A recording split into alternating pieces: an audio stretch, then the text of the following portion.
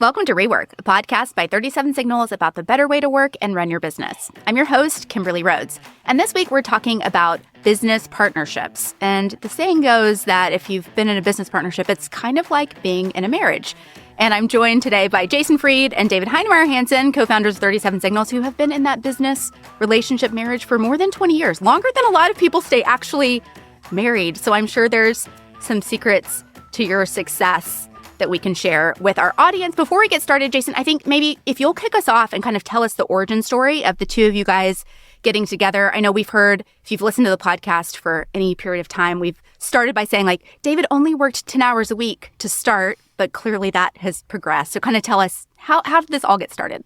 He works 11 hours a week now. It's about so it's on 10% every other more. week. 10% every other week. Well, I've been building, I'm going to use air quotes for this, software for a few years prior to meeting David. We're using FileMaker Pro, which is this, this database thing where you can make your own databases, and I would design the interfaces. This is how I got an interface design. And then I wanted to bring one of these products to the web. I wanted to do something that wasn't FileMaker based because you had to download the FileMaker Pro and the whole thing. So I'm like, can I make a SaaS tool? Essentially, this is way before SaaS even had a name, so I had this idea to make my book thing. I call it single file, and I was going to bring this book database online where you can track your book collection to see what you have and enter the ISBN number, look up the data online, pull it down, the whole thing. So I started using PHP to write this, primarily because a book I found I was looking for books, programming books, and one of the books was a PHP book, and the example was a book database. So I'm like, this is great. I should just copy this, basically. So I kind of got fairly far, and then I got stuck. And then I posted something online. I said, I'm stuck here with pagination was the specific thing I was stuck on. Like, how do I show 50 records and then 50 more and 50 more and 50 more and show how many total pages there were at the bottom as links, whatever, 1, 2, 3, 4, 5, 6, 7, whatever. And I didn't know how to do it. I posted something online and David responded. Now, I didn't know David. David had been reading our blog and sort of was aware of our company. And his response was very thorough, very fair, very kind. It was not like a flippant response. It was like a detailed, thoughtful response. I'm like, this is great. Thank you so much. And we started kind of going back and forth. And eventually he's like, can I see, the whole thing that you made? And I'm like, sure. And he looked at it and he's like, this is absolute shit. Let me redo this. And I'm like, okay, fine. So he redid it in PHP. This is our first thing we ever built together. And we launched this thing called Single File. And then that's sort of, so I'll stop there. About? What year is this that this all happened? 2001. Yeah. 2000 or 2001. Is it 2001? 2001, yep. 2001, yeah. And so I'll stop there with because we did other things after that, but that's essentially how we hooked up and we found that we could work together. And that relationship started, across continents. I was in Copenhagen, Denmark. Jason was in Chicago. We had the 7 time zones between us. And in the beginning, which was interesting, we actually didn't even talk on the phone until I think 6 months into it. So it was really a full-on remote working relationship. It was email. It was AIM, I think the instant messenger we were using at the time was called. And it was good enough. I think this is one of those foundational experiences for both of us that if we could build something real, get it to market on 2001 collaboration tools and techniques with the scarce amount of time we had together, with the computing power that we have. I always use that as a reference whenever I measure the hardship of anything we're doing today. Do you know what? If we could do it in 2001 using these tools, primitive tools, and we're essentially still trying to do the same thing. This is the irony of the web. 95% of every web application, certainly every SaaS application, and absolutely every B2B SaaS application is essentially single file. It's a web UI in front of a database that allows you to enter stuff and retrieve it. That's all it is. But I think a lot of folks have perhaps a difficult time dealing with the reality of the mundaneness of their existence. And I don't think we do, generally speaking, when it comes to work. You're like, yeah, we make web interfaces on top of databases, and we've been doing it for 20 years, and there's a lot of value in that. There's a lot of businesses, that's just all they need. Databases are amazing. They were invented a long time ago. We barely changed them, and it's still good. Anyway, that's a tangent. I think the sort of constraints, though, I think is the point to take away. That we had quite severe constraints on our way of collaboration, on our overlap, on our time, our resources, all the things to get things going. And it just wasn't a big deal. You could still make stuff, and you could make great stuff. And I still fondly remember single file. I remember scraping Amazon.com when someone would enter that ISBN number for the book. I would look up and just take the image that Amazon had at the time to put it into our database. So just a lot of good stuff around it, but it was real, and there were real people who liked it. But also, it wasn't a big success. Like, by modern standards, it wasn't a success at all. By present day standards, 2001, I mean, it was nice. What did we get, Jason? Like a few thousand people to use it at most, I think, at peak? Maybe. Yeah. But wonderful. Great learning experience. Great thing to get going. The first time you hit the ball doesn't mean you're going to make a home run. I mean, it actually took us working on quite a few projects together before Basecamp became what it was and is. Okay, so I'm imagining that these early days, David was kind of working as a contractor, like you're just doing work as a contractor for a few hours a week. But I think there's a big difference between I'm just having this guy do some work for me to we're now in business together. So kind of talk me through that transition. It was even shadier than that. I don't think I was paying him in cash. I was paying him in computers. So when he was in Denmark, he couldn't get the latest Apple stuff. They didn't distribute that way back then. And so whenever he would come to the US, I'd give him a box of computer equipment, basically, I think is what it was. So he was like, I think you've earned 2 laptops or whatever. I mean, he would track his hours and we'd sort of add it up and here you go. So that's how that worked. Well, so we've been working together for a while for clients now. So we were doing work for the first client I think we ever worked for was this company called Summit Credit Union, which was this company in Madison, Wisconsin. They needed an intranet. Now, prior to David joining up, or he wasn't actually joined up, but prior to David being available, let's say, my company, 37 Signals, was just doing website design, so just the front end of things. And these guys came to us and said, can you build a whole intranet for us? That includes the back end. Intranet, by the way, Stone Age term, old school thing. People don't really have them so much anymore, but they're fantastic. It was who works here? What are all the files everybody needs? And then a wiki-like document center. That was kind of literally ran the company, which is what, again, most companies still need, frankly, and is way too complicated. But they asked us to build one, or they had one. I think we were remaking it or something like that. Anyway, I needed someone to do the back end. I'm like, David, why don't we do this? So we did that together. And that was the first project we worked on together. And then we did a few more for a fellow named Richard Bird. And I think we did maybe another one. I'm not quite sure. And then had this idea to make Basecamp. And so I'll kind of, again, maybe stop there. But that's sort of, the transition was sort of, hey, help me with this homegrown thing to let's do some real client work together. Now we've got some work under our belt. We've done some things together. It's been a couple of years now, basically. There's something here. We enjoy working together. We see things the same way. We're really frustrated by complicated things. And there's something here. Now, I don't remember maybe David has a better memory than I do on this. I don't remember exactly when partnership discussions happened. But maybe you remember. I don't remember exactly when that started. Yeah, it came up after we launched Basecamp. And we had launched Basecamp and Ruby on Rails had been released. And I was looking at the end of my studies. I graduated in 2005. And I knew sort of, all right, what am I going to do after that graduation? Either there's an opportunity here to continue to work on this Basecamp thing, or this Ruby on Rails thing is taking off. Where should I direct my efforts? And I think part of the magic of this was exactly as Jason said. By that time, this is now, I think early 2005 was when we finalized things. We'd been working together for almost 4 years. And I often hear this about people picking business partners, and it sounds like essentially an arranged marriage. That there was no time before, that there was just hey, I need a business partner. You seem to be available. Should we go into business together? That to me sounds nuts. I've worked with a lot of people. Very few of them would I want to go into business with, sort of on an ongoing multi-decade basis. But with Jason, it was so much easier to go, this makes sense because I know him. I know how we work together. I know how we view the world because we've literally been working on things together for several years in advance. So by the time my decision point came up after graduation that I needed to figure out what to do, it felt just natural to say, do you know what, if we're going to continue to work together, then I want to be a partner in this.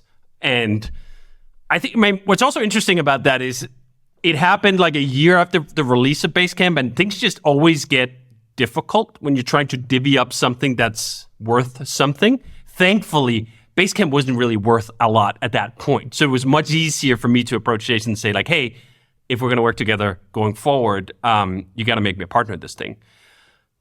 But I think it was just made so much easier by the fact that I think, well, Jason can't answer for himself, but it didn't seem like, to me at least, that it was a big risk, that I was going to gamble on a person and a personality that I didn't have full insight into, that might turn out to be someone totally different. I mean, one of the key reasons, I think maybe it was Paul Graham who mentioned that the number one reason why startups fail in the early phase is that the founders fall out, that they don't want the same thing, they don't have the same work ethic, they just view the world in a different way, that it is actually quite difficult to find someone that you're compatible enough with to not only just go the distance, but also go the stress, go the attention, go all these other metrics that you're going to be measured on when you're trying to build something together.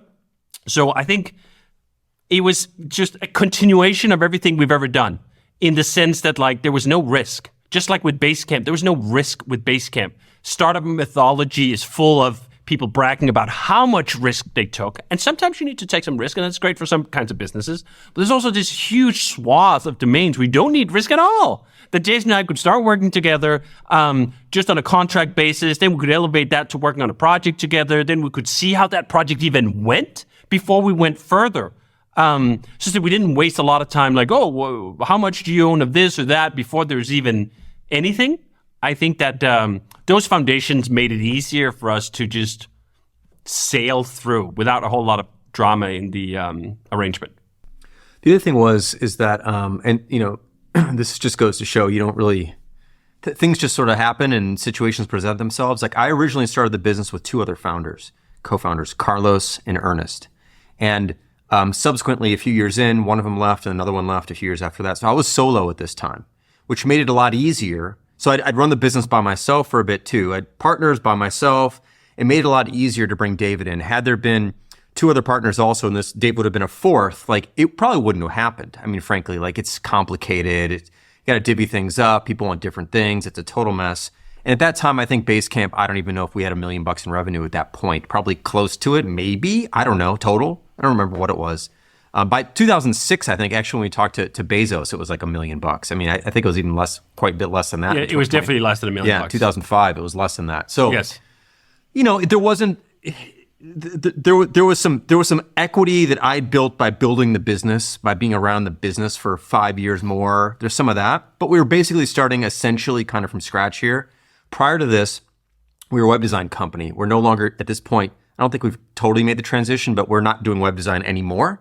So it felt like a new business, a new opportunity, yet we'd worked together for, you know, a handful of years. So it just sort of, as David said, the risk was low, but it's not even just, that's a big part of it. But the risk can be low and the partnership can be bad. It felt like it was a good partnership and the risk was low. So like, let's go for it. This is like a new frontier. Why not? You know, that's kind of how it felt. So I think we had like a few rounds of negotiation. Initially, David had this one piece and then I think he earned some more. I forget exactly how that went, but I think there was 2 steps. And then it was, you know, it was straightforward agreements, arrangements, whatever. And that's how it all came together ultimately. In fact, that agreement, the operating agreement, as it's called for an LLC, is essentially kind of it's changed a little bit, but that document is almost untouched from 20 years on. We had an original operating agreement drawn up, and it's just fascinating to think of contracts being that long-lived. I mean, I know in the grand scheme of things, there's probably a Japanese restaurant that can trace its landlord contract back to the 11th century or something. But kind of in modern times, in technology times, this idea that there's still this piece of paper. I think I might actually have the original piece of paper with actual wet signatures on it from 2005 or whatever, when I joined the company, that was sort of drawn up. It's just kind of fascinating that things can have that kind of longevity.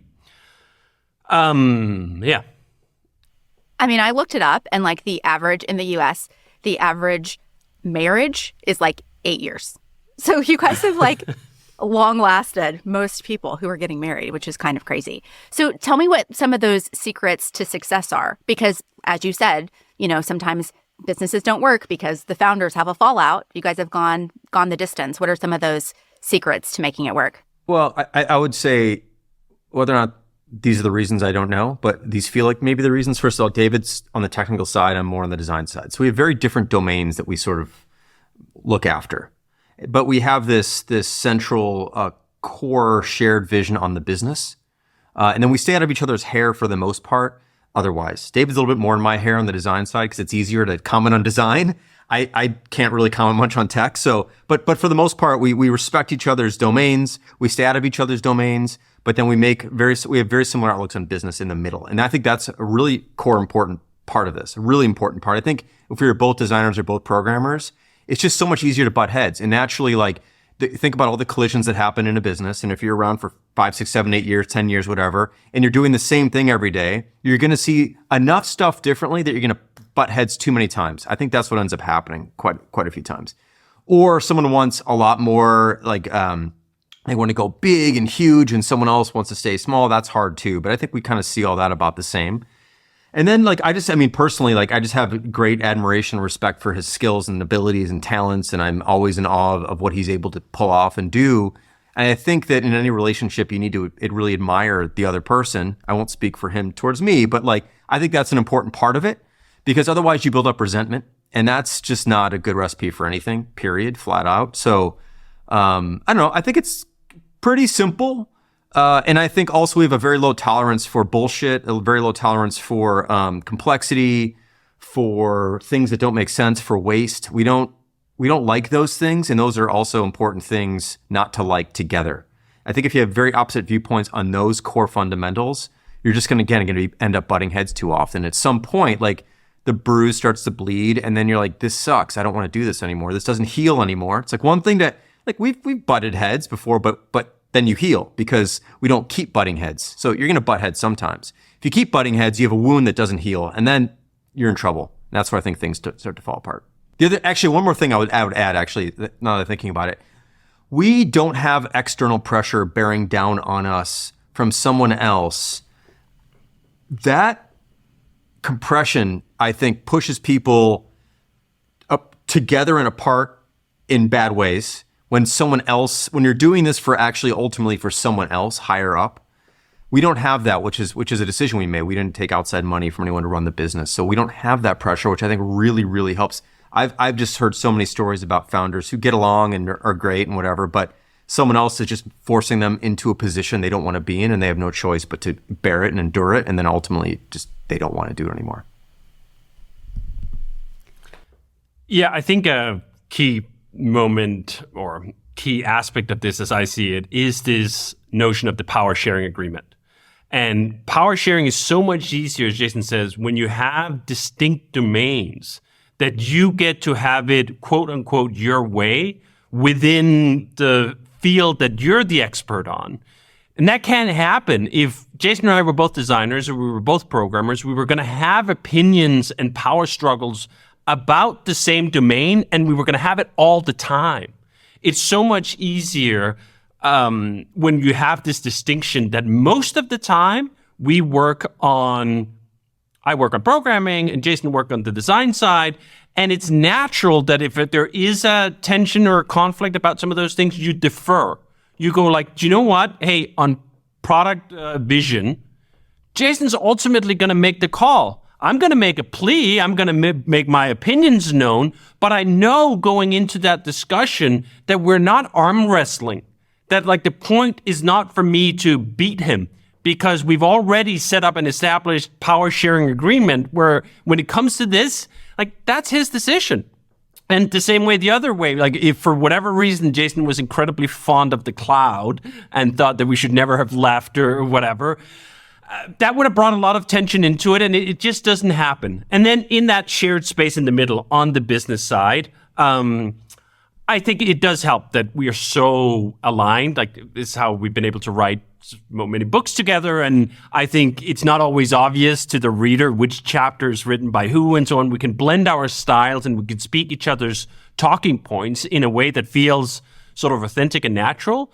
But it is, I think, this notion that the power sharing has to be fairly explicit, that it's actually better when it is. And this is also one of those things you can trace all the way back to the founding.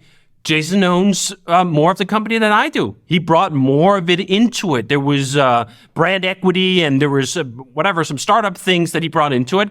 And do you know what? That's a recognition that's been there since the beginning, and it helps diffuse a lot of the conflict, I think, when you can go, do you know what? On this one area, we both agree that if there is a disagreement, I'm going to take the lead. And in this area, I agree that you're going to take the lead. And then for the rest of it, where it's a little murky in the middle, do you know what? We'll just trade. There's almost nothing we've made decisions about, even large decisions, where I wouldn't go, do you know what? If Jason really cares about this point, all right, let's see where it goes. And it goes back to this risk factor too. We don't have someone else breathing down our neck. Like, if we miss a quarter, what does that mean? It doesn't mean very much. It just means that, like, all right, maybe profits are slightly lower and we share that cake, a slightly smaller cake. But it's cut the same way. This is the other thing, right? Like, if I go like, all right, Jason, you want to try a crazy business experiment that I think is not going to pan out, what's the worst that's going to happen? You're going to feel as much pain on the profit side as I am. There's stake and there's skin in the game on both sides in a way that really makes it easier to go like, I'll just trust you on this one and you can trust me on the next one. And enough history to go, even if you're really wrong, you get to be wrong like a lot. Like, you can be wrong 5 times in a row and you know what? The business is still going to be here. If we're wrong all the time forever, you eventually do go out of business. But I think it just really loosens things up that any individual decision, I can't think of a single one that was so crucial that I thought, shit, if Jason is wrong on this, we're done. So when you don't have those kinds of criticalities, I think it just lowers the temperature in most of the decision-making rooms. Notwithstanding that, I think also we've have had some aggressive disagreements at times, usually over product decisions. But that has also just, when you work together for long enough, you see, do you know what? Sometimes I'm right, sometimes he's right. It's going to even out. It's going to be fine. Okay, so you guys are very similar in a lot of ways about your business philosophies. I mean, you're writing the books together. How are you guys different? Other than just design side and tech side, like, how are you guys different from each other, either personality-wise or things that the other person does that you've learned from, you've incorporated into your own life since this 20-year partnership? I'm guessing that people would probably say that I'm more patient, but that's not a good thing necessarily. So it's just probably, like, I may be willing to give things one more try when David's like, no, this is fucking not going to work. And he's, often right. That's the case. My instinct is to, depending on what it is, if it's not super critical, let's try it another time or try it a different way, whatever. I think that's maybe one of the things. David, do you agree with that? Yes, and I sort of describe it in a slightly different way too. I think, Jason, as I see it, you like to expand horizons, expand options, expand experiments, and I provide the opposite function. I narrow. So when we've tried a lot of things, I'm like, all right, now it's time to narrow this down, now to narrow it down to a decision. And I think this is part of the magic, is that there is a yin and yang to it, that you need both sides of it. You need times of expansion and you need times of narrowing. And if you only have expansion, do you know what? That's probably not going to be great. And if you only have narrowing, that's not going to be great either. So I think it's almost like a decision-making flip side of the fact that we have different domains when it comes to programming versus design, that we have different dispositions when it comes to idea generation, experimentation, all these other things. And oftentimes, like, we're not even that far apart. We're just apart on the timeline. So I'll be, after 3 months, for example, all right, time to narrow. And Jason will be like, I'd like to give it another 3 months on the expansion. But eventually, usually, we converge on the fact that, all right, now we have given this experiment or this idea long enough. And it's rare, I'd say, that once the facts are in, or once the sentiment is in, or the vibe is in, that we actually see things that differently. It's mostly in negotiating the timeline and the duration of how long we're willing to let something run. I'm willing to let things run far shorter than Jason is. And I think you need a little bit of that push and pull. This is the other thing of where even when I think about back to the most ferocious discussions we've had, they usually all were about product, like how the feature should be, some new thing we're working on in Basecamp. That pressing function, when it's not about the sort of power struggle, it's not about like who gets to have control. It's about how do we squeeze the best idea out of these opposing forces. That's actually positive. And I've seen a lot of businesses too, where the founders are not willing to engage fully on that, not willing to pull the lever back and forth. And you go like, you know what? You're not getting to the best idea here. You're not getting to the best examination of what we're trying to go because you're not willing to subject it to that amount of force. And I think having the knowledge and faith in the fact that even when we do push relatively hard, we can walk out of that room and go like, all right, what should we have for lunch? Okay. Well, thanks for sharing all of that. I know people listening just don't really know the backstory and how it all works together. So thank you for sharing that. Rework is a production of 37 Signals. You can find show notes and transcript on our website at 37signals.com/podcast. Full video episodes are on YouTube and Twitter. And if you have a question for Jason or David about a better way to work and run your business or working with a business partner, send us a text or leave us a voicemail at 708-628-7850, and we just might answer it on an upcoming show.